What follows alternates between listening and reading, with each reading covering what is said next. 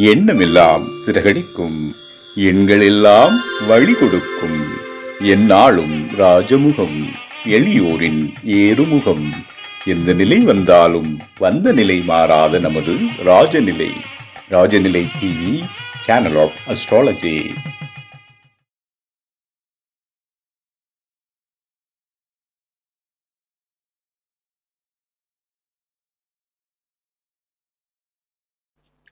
வாழ்க வையகம், வாழ்க வையகம், வாழ்க வளமுடன். அம்மா அப்பா பாதம் பணிந்து வணங்குகிறேன். ஜோதிட குருமார்களுக்கும் நவகிரகங்களுக்கும் பஞ்சபூதங்களுக்கும் பிரபஞ்சத்திற்கும் குலதெய்வம் மற்றும் இஷ்ட தெய்வத்திற்கு என் அன்பான வணக்கம்.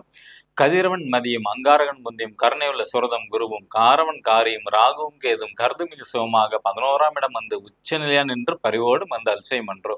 உலகெங்கும் உள்ள ராஜநிலை டிவி ரசிக பெறும் மக்கள் அனைவருக்கும் உற்சாகமான காலை வணக்கம். இன்று பிறந்தநாள் மற்றும் திருமணநாள் கொண்டாடும் அனைவருக்கும் ராஜநிலை டிவி சார்பாக வாழ்த்துக்களை தெரிவிப்பது உங்கள் ராஜநிலை எண்கணித வித்தகர் லால்குடி செந்தில். இன்றைய பஞ்சாங்கம் உத்தராயண காலம் பராபவ வருடம் சித்திரை மாதம் 6ஆம் தேதி 19/4/2026 ஞாயிற்றுக்கிழமை. இன்று நல்ல நேரம் காலை 7:30 மணி முதல் 8:30 மணி வரை, மாலை 3:30 மணி முதல் 4:30 மணி வரை, கௌரி நல்ல நேரம் காலை 10:30 மணி முதல் 11:30 மணி வரை, மதியம் 1:30 மணி முதல் 2:30 மணி வரை, ராகு காலம் மாலை 4:30 மணி முதல் 6 மணி வரை, குளிகை நேரம் மதியம் 3 மணி முதல் 4:30 மணி வரை, யமகண்டம் மதியம் 12 மணி முதல் 1:30 மணி வரை. மேற்கு திசை இன்று சூலம். புதிய காரியத்துக்காண்டி மேற்கு திசை நோக்கி செல்வதாக இருந்தால் கொஞ்சம் வெல்லம் சாப்பிட்டுட்டு போகலாம், 1 டீஸ்பூன். இன்றைய திதி துவிதியை திதி மதியம் 1:32 வரை, பின்பு திருதியை திதி. நட்சத்திரம் பரணி நட்சத்திரம் காலை 9:26 வரை, பின்பு கிருத்திகை நட்சத்திரம். யோகம் ஆயுஷ்மான் நாம யோகம். கரணம் கவளவு கரணம் மதியம் 1:32 வரை, பின்பு தைத்துளை கரணம். சந்திராஷ்டமம் கன்னிராசி அஸ்த நட்சத்திரம் காலை 9:26 வரை, பின்பு சித்திரை நட்சத்திரம். கிரக நிலவரங்கள்: மேச ராசியில் சூரிய பகவான் சுக்கிர பகவான், ரிஷப ராசியில் சந்திர பகவான், மிதுன ராசியில் குரு பகவான், சிம்ம ராசியில் கேது பகவான், கும்ப ராசியில் ராகு பகவான், மீன ராசியில் செவ்வாய் பகவான், புதன் பகவான் மற்றும் சனி பகவான். நம்ம இந்த மாதம் ஃபுல்லாவே புது வருடம் தமிழ் வருட பிறப்பு உண்டான பலன்கள் 12 ராசியும் பார்க்குறோம். இன்னைக்கு பார்க்கக்கூடிய ராசி கன்னி ராசிக்கு எப்படி இருக்கும் இந்த பராபவ வருடம் அப்படின்னு பார்க்குறோம். உங்களோட கன்னி ராசியோட அதிபதி புதன் பகவான். தமிழ் வருட பிறப்பு அன்னைக்கு புதன் பகவான் வந்து 7ஆம் இடத்துல வந்து பயணம் செய்கிறாங்க. ஓகேங்களா? அவர் வந்து பார்த்தீங்கன்னா சனி பகவான் சாரத்தில் வந்து பயணம் செய்கிறாங்க. அப்போ கன்னி ராசியில் பிறந்த ஆண்கள் வந்து மனைவி மீது அளவுக்கு அதிகமாக பாசம் வைப்பார்கள். பெண்ணாக இருந்தால் கணவர் மேல் அது அளவுக்கு அதிகமான பாசங்கள் வைக்கிறதுக்கான வாய்ப்புகள் அதிகம் உண்டு. ஓகேங்களா? பெருசா அவங்க செய்யக்கூடிய தவறுகளை வந்து பெரிதா வந்து பார்த்துக்கிட்டிங்கன்னா பெரிதுபடுத்த மாட்டாங்க. எந்த ஒரு இதா இருந்தாலும் வந்து கொஞ்சம் விட்டு கொடுக்கக்கூடிய இது வரும். ஓகேங்களா? அதே மாதிரி உங்களோட ராசியை வந்து செவ்வாய் பகவானும் சனி பகவானும் சேர்ந்து பார்க்கறனால சின்ன சின்ன சோம்பல் தலைவலி சம்பந்தப்பட்ட பிரச்சனைகள் வரும். ஏன்னா அங்கேயே சனி பகவான் இருக்கிறாங்க. ஸோ 3 கிரகத்தோட பார்வை கன்னி ராசியில் வந்து விழும் இந்த வருடம். ஓகேங்களா?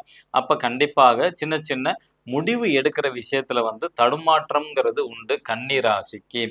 அப்ப நீங்க எந்த ஒரு முடிவு எடுக்கிறதா இருந்தாலும் உங்களுக்கு நெருங்கிய நண்பர்கள் அல்லது நெருங்கிய உறவினர்களோட அட்வைஸ் கேட்டு பண்ணீங்கன்னா உங்களுக்கு வந்து சிறப்பாக இருக்கும். ஓகேங்களா? அதே மாதிரி வந்து பார்த்துக்கிட்டிங்கன்னா உடற்பயிற்சி செய்கிறவங்களுக்கு வந்து கால் சம்பந்தப்பட்ட பிரச்சனை வரும். ஓகேங்களா? அதில் கொஞ்சம் கவனமாக இருக்க வேண்டும். தொடை கால் பகுதியிலலாம் கொஞ்சம் கவனமாக இருக்க வேண்டும். அல்லது அந்த இடத்துல வந்து சின்னதாக நரம்பு சம்பந்தப்பட்ட வீக்னஸ் வந்துட்டு போகும் இந்த கன்னி ராசியில் பிறந்தவங்களுக்கு. இப்போ மாணவர்களுக்கு எப்படி இருக்குன்னு நம்ம பார்க்க போகிறோம். இது ஆரம்ப கல்வி படிக்கிறவங்களுக்கு கொஞ்சம் தடுமாற்றம்ங்கிறது வரும். 6வதுலேருந்து 12வது வரைக்கும் படிக்கக்கூடிய நபர்களுக்கு வந்து வெற்றி வாய்ப்புங்கிறது வந்து கொடுக்கும். டிகிரி படிக்கிறவங்களுக்கு ஒரு தடை வரும். ஓகேங்களா? பிஹெச்டி படிக்கிறவங்களுக்கு வந்து பார்த்தீங்கன்னா அவங்களோட ப்ராஜெக்ட் ஒர்க் சப்மிட் பண்ணுறது கொஞ்சம் தாமதம் ஏற்படும். குறுக்கு வழியில் முயற்சி பண்ணால் வெற்றிகள் வாய்ப்புகள் உண்டு. போட்டித் தேர்வு எழுதுறவங்களுக்கு வெற்றி வாய்ப்பு வந்து கிடைக்கும். ஓகேங்களா? இப்போ அடுத்தது கன்னி ராசியில் பிறந்தவங்களுக்கு வருமானம், குடும்பம், தனம், வாக்கு அப்படின்னு சொல்லக்கூடிய 2ஆம் இடம் எப்படி இருக்கு அப்படின்னு பார்த்தோம்னா 2ஆம் அதிபதி சுக்கிரன். ஓகேங்களா? அவரு 8ஆம் இடமான மேசத்துல வந்து பரணி நட்சத்திரத்துல பயணம் செய்கிறார். ஓகேங்களா? அப்ப இந்த 2ஆம் இடத்த உங்களோட ராசிக்கு 12 மற்றும் 2, 9 கூடிய சுக்கிரன் வந்து 2ஆம் இடத்தை வந்து பார்க்குறாங்க. ப்ளஸ் அந்த இடத்த வந்து செவ்வாய் பகவான் பார்க்குறாரு, குரு பகவான் பார்க்குறாங்க. அப்ப ஒரு 3 கிரகங்கள் வந்து உங்களோட 2ஆம் இடத்த கிட்டத்தட்ட 3லேருந்து 4 கிரகங்கள் என்னன்னா, செவ்வாய் பகவான் 8ஆம் பார்வை, சூரியன், சுக்கிரன் 7, குருக்கு வந்து 5ஆம் பார்வையா உங்க 2ஆம் இடம் குடும்பஸ்தானத்த பார்க்குது. அப்ப நிச்சயமாக நல்ல வருமானம் உண்டு. குடும்பம் அமையும். ஒரு சில பேத்துக்கு வாக்கு வன்மை பயங்கரமாக இருக்கும். கன்னி ராசியில பிறந்தவங்களுக்கு. ஏன்னா இப்ப தேர்தல் நேரமாச்சு. அப்ப கன்னி ராசியில பிறந்த அரசியல் தலைவர்களுக்கெல்லாம் ஒரு நல்ல ஒரு அமோகமான ஒரு வெற்றி வாய்ப்பு நம்ம வந்து சொல்லலாம். அதே மாரி அவங்களோட பேச்சும் சில சமயம் வந்து மத்தவங்க மனசு புண்படுற மாரி இருக்கும். ஏன்னா செவ்வாயோட 8ஆம் பார்வையும் அங்க விழுதுல்ல. அதனால சில சமயம் வந்து கொஞ்சம் அந்த மாரி அமைப்புகள் வந்து உண்டு. அதே மாரி வந்து குடும்பத்துல வந்து யாராச்சும் டீனேஜ் வயசுல இருக்கிறாங்கன்னா, அவங்களுக்கு வந்து காதல் வரதுக்கான அமைப்புகள் அதிகம் உண்டு. ஒரு சில பேத்துக்கு வாகன விபத்தும் ஏற்படும். கொஞ்சம் கவனமாக இருக்க வேண்டும். இந்த காதல்னால அவப்பெயர், அவமானம், அவச்சொல் குடும்பத்துக்கு வந்து சேரும். மேக்ஸிமம் குரு பார்வை இருக்கனால அது அது அப்படியே கொஞ்சம் விலகுறதுக்கான வாய்ப்புகள் வந்து உண்டு. அடுத்தது 3ஆம் இடம்.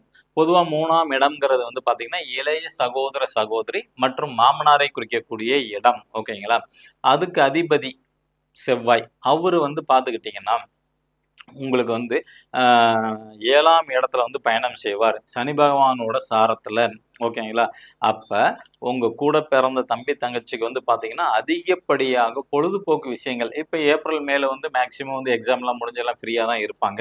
அதனால அதிகமா டூர் போலாம், சுற்றுலா போலாம், எங்கேயாச்சும் வெளியில போலாம் அப்படிங்கிற மாரி எண்ணங்கள் வரும். அல்லது சினிமா சம்மந்தப்பட்ட விஷயங்கள்ல நாட்டம் வரும். இப்ப தேர்தல் முடியிற வரைக்கும் தேர்தல் சம்மந்தப்பட்ட விஷயங்கள வந்து YouTubeல பார்க்குறது, Facebook, Instagramல பார்த்து ஃபாலோ பண்றது, அல்லது ஷேர் பண்றது அந்த மாரி விஷயங்கள் வந்து அதிகமாக செய்வார்கள். இவங்கள பொறுத்தவரைக்கும். கன்னி ராசியில பிறந்தவங்களோட தம்பி, தங்கச்சிய பொறுத்தவரைக்கும். ஓகேங்களா?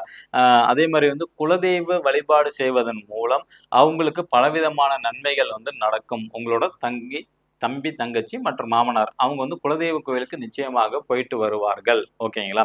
அடுத்தது 4ஆம் இடம்ங்கிறது தாயை குறிக்கக்கூடியது. அந்த தாய் ஸ்தானமான குரு பகவான் 10ஆம் இடத்துல சுயசாரத்துல வந்து இருக்கிறாங்க.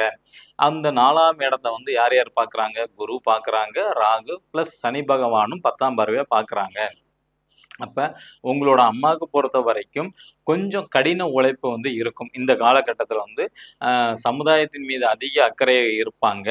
அ அதே மாரி வந்து கொஞ்சம் சோம்பேறித்தனம் வரும். அதே மாரி வந்து பார்த்தீங்கன்னா, நோய் சம்மந்தப்பட்ட தாக்கங்கள் வந்து இருக்கும். கொஞ்சம் கவனமாக இருக்கிறது நல்லது. ஆரோக்கியத்தில கொஞ்சம் கவனமாக இருக்க வேண்டும். கன்னி ராசியில பிறந்தவங்களோட தாய்க்கு ஓகேங்களா? 4ஆம் இடம்ங்கிறது வீடு, வாகனம், சுகஸ்தானத்த குறிக்கக்கூடியது. 4ஆம் இடம்ங்கிறது வீடு, வாகனத்த குறிக்கக்கூடியது. அங்க சனி பகவான் பார்வை வருது. ஸோ, அதனால வந்து ரொம்ப கவனமாக இருக்க வேண்டும். வண்டி, வாகனம் அமையறது வந்து கொஞ்சம் தடை ஏற்படும். ஓகேங்களா? நீங்கலாம் லக்ஸரியா ஆடம்பரமான பொருள் வாங்கக்கூடிய சூழ்நிலைகள் உருவாகும். ஆனால், அதுல சில மாற்றங்களை வந்து சந்திப்பீர்கள். ஓகேங்களா? அடுத்தது வந்து 5ஆம் இடம். 5ஆம் இடம்ங்கிறது குழந்தையை குறிக்கக்கூடியது. அந்த 5ஆம் அதிபதியான சனி பகவான் 7ஆம் இடத்துல வந்து பயணம் செய்கிறார் சுயசாரத்துல. அப்ப நிச்சயமாக கன்னி ராசி பிறந்தவங்க வீட்ல டீனேஜ் வயசுல குழந்தைகள் இருந்துச்சுன்னா, காதல் வயப்படுறதுக்கான வாய்ப்புகள் அதிகம் உண்டு. அதே மாரி வந்து காதலிச்சா என்ன பண்ணுவாங்க? வெளியில அதிகமா சுத்துவாங்க. ஓகேங்களா? கண்டிப்பாக குறுகிய பயணம் சொல்லுவாங்க. அந்த அமைப்பு வந்து உண்டு. வருமானத்தையும் தேடிக்கொள்வார்கள். கன்னி ராசியில பிறந்தவங்களோட பசங்க வந்து வேலைக்கு போயிட்டு இருக்காங்கன்னா, வருமானமும் நல்லா உண்டு. ஓகேங்களா? இப்ப புதுசா திருமணமானவங்க கன்னி ராசியில பிறந்தவங்க புதுசா திருமணம் ஆயிருச்சுன்னா, குழந்தை பாக்கியம் உண்டா? அப்படின்னு ஒரு கொஸ்டின்ஸ் வரும். நிச்சயமாக குழந்தை பாக்கியம் வந்து உண்டு. மே மாசத்துக்கு பிறகு நிச்சயமாக கிடைக்கும். ஏன்னா குரு பெயர்ச்சியில அந்த 5ஆம் இடத்த வந்து குரு பார்ப்பார். அதனால நிச்சயமாக குழந்தை பாக்கியம் கன்னி ராசியில பிறந்தவங்களுக்கு மே மாசத்துக்கு பிறகு கிடைக்கும். அரசியல்ல இருக்கவங்களுக்கு எப்படி சார் அப்படின்னு கேட்டுக்கிட்டீங்கன்னா, நிச்சயமாக கன்னி ராசியில பிறந்து யாரெல்லாம் அரசியல்ல நிக்கிறாங்களோ தேர்தல்ல, நிச்சயமாக அவங்களுக்கு வந்து வெற்றி வாய்ப்பு உண்டு. 5ஆம் அதிபதியான சனி பகவான் 7ஆம் இடத்துல வந்து இருக்கிறது ஒரு ப்ளஸ் பாயிண்ட்டு. 7ஆம் இடம் அப்படிங்கிறது வந்து மக்கள் தொடர்பு, மக்களை சந்திக்கக்கூடிய இடம். சனி பகவான் எங்க உட்கார்றாங்களோ அங்க வெயிட் ஏறும். அப்ப கன்னி ராசிக்கு 7ஆம் இடம்ங்கிறது பொதுஜன மக்கள் வந்து குறிக்கக்கூடிய இடத்துல சனி பகவான் சுயசாரத்துல இருக்கிறாங்க. நிச்சயமாக அரசியல்ல வந்து ஒரு அமோக வெற்றி வந்து பெறுவார்கள். கன்னி ராசியில யார் பிறந்திருந்தாலும் சரி, அரசியல்ல இருக்கிறவங்க இந்த ஆண்டு இப்போ தேர்தல் நடக்கிறவங்களுக்கு அவங்க சுயஜாதகப்படி தசாபுத்தியும் எல்லாம் நல்லா சூப்பராக இருந்துச்சுன்னா நிச்சயமாக வெற்றி வாய்ப்புகள் வந்து அதிகம் உண்டு. அவங்க பிறந்த லக்னத்தை பொறுத்து 5ஆம் அதிபதி திசையோ அல்லது புத்தியோ, 9ஆம் அதிபதி திசை புத்தி அல்லது 11ஆம் அதிபதியோட திசை புத்தி, இதில் எது நடந்தாலும் 11ஆம் அதிபதி 9ஆம் அதிபதி 5 இதில் எது நடந்தாலும் 7ஆம் அதிபதி திசை நடந்தாலும் நிச்சயமாக வெற்றி வாகையை வந்து சூடுவார்கள். அரசியல் இப்போ வந்து களம் வந்து பார்த்துக்கிட்டிங்கன்னா கொஞ்சம் அலைச்சல் அதிகமாக இருக்கும். ஏன்னா 5ஆம் அதிபதி 7ல் இருக்கிறனால அந்த குறுகிய பயணம் சொல்லக்கூடியது இருக்கும். தேர்தல் பிரச்சாரம் பண்ணி தான் ஆகணும். அதனால அலைச்சல்கள் வந்து கன்னிராசியில் பிறந்தவங்களுக்கு பொதுவாக இருக்கும். இதோட தொடர்ச்சியை நம்ம வந்து நாளைக்கு வந்து பார்ப்போம். ஓகேங்களா? இப்போ நம்மளோட ராஜநிலையோட அதிர்ஷ்ட எண் தான் வந்து பார்க்க போகிறோம். பொதுவாக வந்து நம்ம ராஜநிலையோட அதிர்ஷ்ட எண் அப்படிங்கிறது வந்து என்னென்னா, உங்கள் லைஃபுக்கு இது வரைக்கும் வந்து பார்த்தீங்கன்னா நீங்கள் நிறையா கோயிலுக்கு போயிருக்கலாம், நிறைய இடத்துல நீங்கள் பிரார்த்தனை பண்ணியிருக்கலாம். ஆனால் அந்த காரியம் வந்து தடைபட்டுக்கிட்டே இருக்கும். ஓகேங்களா? ஜஸ்ட் ஒரு 100 நாள் முழு நம்பிக்கையோட தினைக்கும் நம்மளோட வீடியோவை பாருங்க. ஓகேங்களா? அதில் உங்கள் ராசி அல்லது லக்னத்துக்கு சொல்லக்கூடிய நம்பரை மணிக்கட்டில் எழுதுங்க. ஒரு பர்மனெண்ட் மார்க்கர் வந்து வாங்கிங்க. வாங்கிட்டு அது கிரீன், ரெட்டு, ப்ளூ இந்த 3 கலரில் வரும். அதில் வந்து எந்த கலர் வேணாலும் நீங்கள் வந்து பயன்படுத்தலாம். ஒன்றும் ஸ்பெசிஃபிக்காக கலர்னா உண்டு. உங்கள் ஜாதகத்தை அனுப்பி அதை தெரிஞ்சுக்கலாம். ஓகேங்களா? அப்போ அது எழுதும்போது 100 நாளில் உங்களோட காரியம் வெற்றி அடையும். நிச்சயமாக முழு நம்பிக்கையோட செய்யணும். இது எழுதுறதுக்கு டைமிங் உண்டு. காலையில் 6:06, 6:08, 6:22, 6:26, 6:33, 6:42, 6:51. இதுக்கு அப்புறம் உள்ள நேரம் வந்து பார்த்தீங்கன்னா 8:06, 8:08, 8:22, 8:26, 8:33, 8:42, 8:51 இந்த நேரங்களில் நீங்கள் கரெக்டாக பயன்படுத்தினீங்கன்னா 100% வெற்றி. கரெக்டாக உங்கள் செல்ஃபோனில் அந்த நொடி 6:26னா 6:26 ஃபிட் பண்ணிக்கிட்டே எழுதணும். அப்போ தான் உங்களுக்கு வந்து காரியம் வெற்றி அடையும். கோரிக்கை ஒரே கோரிக்கையாக இருக்கணும். 100 நாளைக்கு வரைக்கும் ஒரே கோரிக்கை. உங்களுக்கு திருமணம் நடக்க வேணும்னா எனக்கு இந்த ஆண்டு திருமணம் நடக்குது, நன்றி இறைவா, அவ்வளோதான். இந்த மாதிரி பாசிட்டிவாக சொல்லணும். வேலை கிடைக்கிறது, வெளிநாடு போகிறது, இது எதாக இருந்தாலும் சரி பாசிட்டிவாக நினச்சிட்டு சொல்லுங்கள். நிச்சயமாக காரியம் வெற்றி. மேச ராசி அல்லது மேச லக்னத்தில் பிறந்த நண்பர்கள் இன்று பயன்படுத்த வேண்டிய ராஜநிலையின் அதிர்ஷ்ட எண் 10. ரிஷப ராசி அல்லது ரிஷப லக்னத்தில் பிறந்த நண்பர்கள் இன்று பயன்படுத்த வேண்டிய ராஜநிலையின் அதிர்ஷ்ட எண் 22. மிதுன ராசி அல்லது மிதுன லக்னத்தில் பிறந்த நண்பர்கள் இன்று பயன்படுத்த வேண்டிய ராஜநிலையின் அதிர்ஷ்டமான எண் 14. கடகராசி அல்லது கடக லக்னத்தில் பிறந்த நண்பர்கள் இன்று பயன்படுத்த வேண்டிய ராஜநிலையின் அதிர்ஷ்டமான எண் 52. சிம்ம ராசி அல்லது சிம்ம லக்னத்தில் பிறந்த நண்பர்கள் இன்று பயன்படுத்த வேண்டிய ராஜநிலையின் அதிர்ஷ்டமான எண் 64. கன்னி ராசி அல்லது கன்னி லக்னத்தில் பிறந்த நண்பர்கள் இன்று பயன்படுத்த வேண்டிய ராஜநிலையின் அதிர்ஷ்டமான எண் 72. துலா ராசி அல்லது துலா லக்னத்தில் பிறந்த நண்பர்கள் இன்று பயன்படுத்த வேண்டிய ராஜநிலையின் அதிர்ஷ்டமான எண் 68. விருச்சிக ராசி அல்லது விருச்சிக லக்னத்தில் பிறந்த நண்பர்கள் இன்று பயன்படுத்த வேண்டிய ராஜநிலையின் அதிர்ஷ்டமான எண் 79. தனுசு ராசி அல்லது தனுசு லக்னத்தில் பிறந்த நண்பர்கள் இன்று பயன்படுத்த வேண்டிய ராஜநிலையின் அதிர்ஷ்டமான எண் 92. மகர ராசி அல்லது மகர லக்னத்தில் பிறந்த நண்பர்கள் இன்று பயன்படுத்த வேண்டிய ராஜநிலை அதிர்ஷ்டமான எண் 85. கும்ப ராசி அல்லது கும்ப லக்னத்தில் பிறந்த நண்பர்கள் இன்று பயன்படுத்த வேண்டிய ராஜநிலையின் அதிர்ஷ்டமான எண் 80. மீன ராசி அல்லது மீன லக்னத்தில் பிறந்த நண்பர்கள் இன்று பயன்படுத்த வேண்டிய ராஜநிலையின் அதிர்ஷ்டமான எண் 33. இவை அனைத்தும் காமனான எண் தான். ஓகேங்களா? உங்க ஜாதகப்படி அதிர்ஷ்டமான நம்பர் நீங்க பயன்படுத்துறீங்களா? நீங்கள் பயன்படுத்தக்கூடிய பாஸ்வேர்டு, ஜிபே, ஃபோன்பேயில் மணி ட்ரான்ஸ்ஃபர் பண்ணக்கூடிய இடங்கள், இந்த மாதிரி இடங்களில் வாகனத்தில் உள்ள எண்கள், இந்த மாதிரி எதில் நீங்கள் வந்து நம்பர்கள் பயன்படுத்தினாலும் உங்கள் ஜாதகப்படி வருமானம் வரக்கூடிய நம்பரை இருக்கணும். ஏன்னா நிறைய பேர் வந்து மோஸ்ட்லி வந்து பணம் தங்க மாட்டுதான் சொல்கிறாங்க. அது வந்து செலவுக்கு உண்டான நம்பர் தான் நீங்கள் பயன்படுத்துவீங்க. இதை மாற்றணும்னு தெரிஞ்சுக்கணும்னா கீழே உள்ள வாட்ஸ்அப் நம்பருக்கு தொடர்பு கொள்ளுங்கள். நிச்சயமாக காணிக்கை செலுத்தி தான் அது எல்லாமே உங்களுக்கு செஞ்சு தரப்படும்.